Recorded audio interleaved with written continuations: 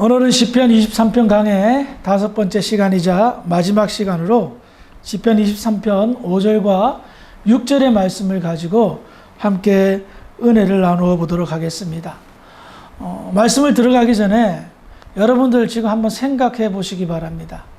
지금까지 사시면서 가장 기억에 남은 대접, 한상 차림, 어떤 것들이 있으십니까? 정말 그때 먹었던 그 밥상, 그 식당, 또 식사, 정말 기억에 남는다. 아마 여러 가지 생각들이 나실 겁니다. 저는 그렇게 질문하면 제일 먼저 떠오르는 게 한국에서 목회할 때 우리 처형 가족하고 아르헨티나에 살고 있던 처형이 방문하셔서 이렇게 전라도 지역으로 여행을 간 적이 있는데 영광 법성포에 보리굴비 한상 차림이 기억이 납니다. 밥상이 아마 요 피아노 있는 데서부터 여기 정도 되는 것 같은데 꽉 차다 못해 위에 또 이렇게 음식을 얹어 놓는데 그거 하나씩 다 먹는데도 배가 부를 것 같아요. 근데 얼마나 모든 음식들이 다 맛있든지 전라도 음식은 뭘 먹어도 맛있는 것 같아요. 그래서 밥상 한상 차림 기억납니까? 하면 저는 넘버원으로 법성포에서 먹었던 보리조기 한상 차림이 기억이 납니다. 근데 그것보다 더 기억이 나는 게 하나 더 있어요. 그것은 제가 장가 가서 처갓집에 갔는데 저희 장모님이 제가 누룽지 좋아한다고 아시고 누룽지를 이렇게 아름답게 왕관 모양으로 딱 떠가지고 딱 주시더라고요. 제가 저희 집에 전기밥솥이니까 누룽지 먹을 일이 없잖아요. 아주 오랜만에 누룽지를 먹었는데 그때를 잊지 못하겠어요. 지금은 거의 매일 저희 집 전기밥솥이 고장나가지고 냄비로 집사람이 누룽지를 해주셔서 매일매일 행복한데 그때 제가 무엇을 느꼈냐면 우리 장모님이, 우리 처가댁이 나를 정말 대접하고 있구나. 여러분, 누룽지 하나의 감동이 그냥 동아리탕이 돼가지고 기억이 남습니다. 여러분 어떠세요? 누군가로부터 대접을 받는다는 것은 나를 인정하고 나를 섬기고 나를 사랑한다는 증거가 아니겠습니까? 그런데 오늘 본문을 보니까 평생의 기억에 남을 한상 차림, 밥상 차림을 받는 내용이 나와 있습니다. 시편의 저자였던 다윗이 정말 잊을 수 없는 밥상을 다음과 같이 고백합니다. 23절 5절인데요. 읽어볼까요? 시작.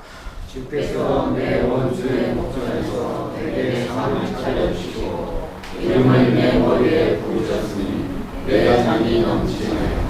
자, 본문의 배경은 지금 어떤 상황이었냐면 우리가 지난번에 시편 강해를 함께 나눴듯이 다윗이 사망의 음침한 골짜기를 다녔을 때입니다.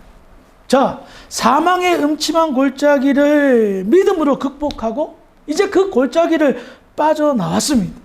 그런데 그 골짜기에 빠져나왔더니 밥상이 딱 준비되는 겁니다. 주께서 내 원수의 목전에서 눈앞에서 어떻게 해요? 상을 차려 주셨다는 겁니다.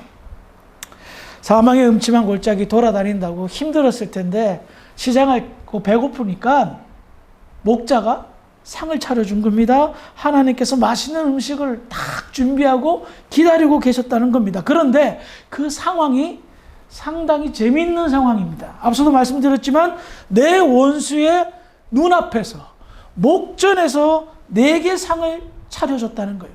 그러면 어떤 상황입니까? 사망의 음침한 골짜기를 빠져나왔지만 여전히 나의 원수들은, 나의 대적들은 호시탐탐 기회를 엿봐 양인 나를 잡아먹기 위해 두 눈 부라리고 있는 상황이라는 겁니다. 우리 같으면 그런 상황 속에서 밥을 먹는다면 체할 것 같은, 아니면 밥알이 모래알 같은 그런 느낌이 아닐까요? 그런데 어떻습니까? 이 시인의 저자는 전혀 개의치 않게 여깁니다. 원수가 아무리 해를 가하려고 애를 쓰는 상황이다 할지라도 믿음으로 그것을 극복하고 나왔을 때에 이 시인은 믿음으로 하나님이 베푸신 은혜를 마음껏 취하고 있다는 겁니다. 자기를 호시탐탐 노리는 그 원수들을 어떻게 해요? 그림자 취급하고 있단 말입니다. 이유가 뭘까요? 지금까지 믿어왔던 목자이신 하나님 여전히 믿어 의심치 않고 있다는 겁니다. 하나님께서 나의 목자가 되신 이상 그 어떤 상황이 오더라도 죽음의 골짜기도 지나왔는데 원수의 목전 눈앞에서 나를 으르렁거리며 잡아먹으려고 하는 그런 상황일지라도 나는 여유롭게 목자가 차려준 밥을 맛있게 먹겠다라는 겁니다. 그런데 우리 한번 생각해 봅시다. 왜 목자는 사망의 음침한 골짜기를 지나왔는데 바로 그 순간 여전히 맹수들이 나를 잡아먹으려고 하는 상황임에도 불구하고 한 상을 차려주셨을까요? 이 한 상의 의미는, 이 밥상의 의미는 하나님께서 양에 대한 믿음의 보상을 하고 있는 겁니다. 양이 목자를 철저하게 신뢰하고 믿고 있는 그 믿음에 대한 보상을 한 상 차림으로 하고 있는 겁니다. 사망의 음침한 골짜기를 지났을 때 네가 그 믿음이 흔들리지 않고 끝까지 나를 믿어줬으니 나도 너무나도 기쁘다, 고맙다, 나를 믿어줘서 그래서 그 믿음을 잘 지켰기에 대접하고 있다는 겁니다. 시인은 자기가 대접받고 있다는 것을 다음과 같이 표현합니다. 내게 상을 차려주시고 기름을 내 머리에 부으셨으니 내 잔이 넘치나이다. 기름을 내 머리에 부었다. VIP 대접을 하고 있다는 것을 말합니다. 여기에서 우리는 이해하기 힘든 주인의 행동입니다. 자신을 양으로 묘사한 시인은 그저 목자가 인도하는 대로 따라간 것뿐입니다. 그리고 그 상황을 보는 사람에 따라 다를 수도 있습니다. 지극히 위험한 상황임에도 불구하고 양의 입장은 어떻죠? 믿어 의심치 않는 겁니다. 돌아다닌다라고 할 정도로 위기의식을 느끼지 않았습니다. 지극히 위험한 상황이었습니다. 사망의 음침한 골짜기를 따라다녔습니다. 그런데 양의 생각은 별 차이가 없는 거예요. 푸른 풀밭에 다녀도, 사망의 음침한 골짜기에 다녀도 목자를 믿고 따르는 것은 매 한 가지라는 것입니다. 사실 양의 입장에서는 별다른 게 아니에요. 푸른 풀밭에서 자신을 해하려고 하는 무시무시한 맹수가 늘 호시탐탐 기회를 노립니다. 사망의 음침한 골짜기는 말할 것도 없고요. 그럼에도 불구하고 이 양은 끝까지 목자만을 의지하며 따라간 겁니다. 원수들이 눈앞에서 침을 질질 흘리면서 표독스러운 눈을 부라리면서 호시탐탐 기회를 노리고 있지만 양은 지금 현재 어떻다? 귀빈 대접을 받으며 잔치상 맛있는 밥상을 얻어먹고 있다는 겁니다. 앞서도 말씀드렸지만 이 목자의 태도는 다른 데 있지 않았습니다. 양을 지극히 대접하는 이유는 뭡니까? 믿어 주었기 때문입니다. 목자를 목자로 인정해 주었기 때문에 목자는 나를 믿고 따라온 그것에 고맙고 기뻐서 그렇게 대접하고 있다는 것입니다. 사실 정말 감사하며 대접해야 될 입장은 누구예요? 양 아닙니까? 목자가 푸른 풀밭에 쉴만한 물가에 사망 음침한 골짜기를 어쩔 수 없이 지나다니라 할지라도 목숨 걸고 자기를 지켜주고 있지 않습니까? 그러면 양이 목자에게 감사해야 되는데, 고마워해야 되는데 목자가 지금 고마워하고 있는 거예요. 그래서 참 그게 이해하지 못하는 거예요. 우리는 여기에서 한 가지 귀한 사실을 발견합니다. 뭡니까? 목자 되신 하나님께서 무엇을 기뻐하시는가? 바로 여기에 있습니다. 그 어떤 상황이 온다 할지라도 흔들리지 않고 목자를 믿어주는 것.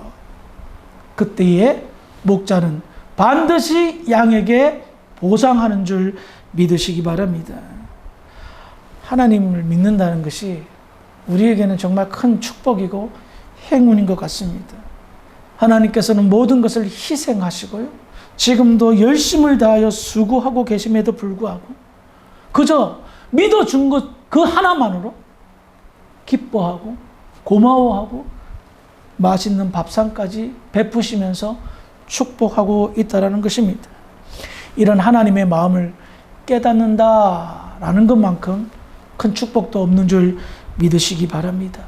우리가 사는 환경이 사망의 음침한 골짜기라 할지라도 우리가 믿는 하나님을 끝까지 신뢰한다면 그 길을 벗어나 맛있는 밥상이 준비되어져 가고 있다라는 사실을 믿으시기를 주의 이름으로 축원합니다. 다시 본문으로 돌아와서요. 시편 23편 6절을 읽어보겠습니다. 시작. 내 평생의 선하심과 인자하심이 반드시 나를 따르니 내가 여호와의 집에 영원히 살리라. 자, 6절은 이제 시인의 결론을 이야기합니다. 지금까지 경험한 하나님에 대한 자신의 입장에 대한 결론을 다음과 같이 내렸습니다. 내 평생의 선하심과 인자하심이 나를 따르니 내가 여호와의 집에 영원히 살리라. 지금까지 시인은 어떤 하나님을 경험했습니까? 내게 부족함이 없이 채워주시는 하나님, 푸른 풀밭과 쉴만한 물가로 인도하시는 하나님, 육체뿐만 아니라 영혼의 안식을 주셔서 의의 길로 인도하시는 하나님, 사망의 음침한 골짜기 같은 삶의 위기가 찾아온더라도 나를 지켜주시고 보호하시고 안위하시는, 그래서 힘과 용기를 주시는 하나님, 그리고 어려운 상황을 극복하고 믿음으로 나아갔을 때에 나를 믿어주신 하나님을 믿어주신 그 믿음에 감사해서 우리에게 한상 차림을 베푸시는 그 하나님을 믿었습니다. 그러니 그와 같은 경험한 하나님을 통해서 확신이 들 수밖에 없습니다. 어떤 확신이요? 하나님의 선하신 계획이, 인자하신 계획이 평생에 나를 따라온다라는 겁니다. 지금까지 경험한 하나님을 내가 생각해 보니 하나님의 선하심과 인자하심이 나를 계속해서 내 인생에 쫓아올 것이라 말하고 있다는 겁니다. 여기서 따른다라는 이 표현은 직역하면 추격해 온다, 쫓아온다라는 표현입니다. 내 평생에 하나님의 선하심과 인자하심이 어떻다고요? 놓치지 않고 끊임없이 추격하고 붙잡고 인도하고 따라온다는 것을 이야기합니다. 그래요. 나를 책임지시는 하나님의 계획은 일시적이거나 단회적인 것이 아니라 영원하다라는 것을 말합니다. 여러분, 지금까지 신앙생활하면서 하나님을 뜨겁게 잘 믿었을 때도 있고요. 또 실족하고 시험에 들어서 뒤처질 때도 있고요. 그냥 어정쩡한 상태에서 양다리 걸칠 때도 있었습니다. 그럼에도 불구하고 하나님께서 여러분의 상황에 따라서 버리고 내쫓고 모른 척하고 그러셨습니까? 아니라는 겁니다. 그 어떤 상황일지라도 목자는 양에 대한 책임을 끝까지 지고 계시다는 사실을 이 양이 된 다윗은 선포하고 이야기하고 주장하고 증인으로서 증거를 삼아 말하고 있다는 것입니다. 그렇습니다. 확신은 믿음에 대한 다른 표현입니다. 하나님을 향한 믿음이 믿어 의심치 않고 확신하고 고백한다. 그러면서 선포하고 있다는 겁니다.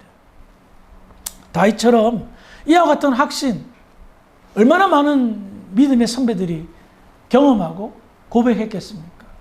바울의 경우를 한번 볼까요? 로마서 8장 38, 39절입니다. 읽어봅니다. 시작! 내가 확신하노니 사망이나 생명이나 천사이나 권세자들이나 현재이나 장래이나 능력이나 능력이나 기쁨이나 다른 어떤 비전물이라도 우리를 우리 주 그리스도 예수 안에 있는 하나님의 사랑에서 끊을 수 없으리라. 아멘. 사도 바울은 확신했습니다. 지금 우리에게 있어서 가장 두려운 것이 무엇입니까? 그리고 절대 바꿀 수 없다고 생각하는 것이 무엇입니까? 죽는 겁니다. 사망입니다. 이것은 인간이 가장 두려워하는 것입니다. 죄에 대한 대가이기 때문입니다. 그런데 그는 제일 먼저 선포합니다. 나는 사망조차도 하나님의 나를 향한 그 사랑을 끊을 수 없다는 것을 확신하고 있다는 겁니다. 또 증거를 찾아볼까요? 사도 요한은요, 다음과 같이 이야기합니다. 요한일서 4장 18절입니다. 시작! 사랑 안에 두려움이 없고 온전한 사랑이 두려움을 내쫓나니 두려움에는 형벌이 있으리라. 두려워하는 자는 사랑 안에서 온전히 이루지 못하였느니라. 앞서도 제가 말씀을 드렸지만 인간은 본능적으로 죽음에 대한, 심판에 대한, 지옥에 대한 두려움이 있습니다. 근데 사도 요한은 사랑 안에 있기 때문에 두려움이 없다라고 이야기합니다. 심판의 날이 와도 나는 결단코 두려워하지 않는다. 왜? 하나님의 사랑을 확신하기 때문에. 그 사랑은 바로 하나님의 아들인 예수 그리스도를 이 땅에 나에 대신하여 고난과 죽음을 당하신 그 사랑을 그가 체험하고 확인하고 확신할게 그는 두려워하지 않는다라고 말합니다. 하나님의 사랑을 그는 체험할게 그의 믿음은 더욱더 깊어질 수밖에 없다는 것입니다. 시편 23편의 저자인 다윗은 하나님의 선하심과 인자하심이 영원토록 자신을 따라올 것을 확신하며 자신의 믿음에 대한, 하나님을 향한 믿음에 대한 마지막 결론을 다음과 같이 내려요. 시편 23편 6절 하반절에 보면 내가 여호와의 집에 영원히 어떻게 해요? 살리로다. 내가 여호와의 집에 영원히 살리로다.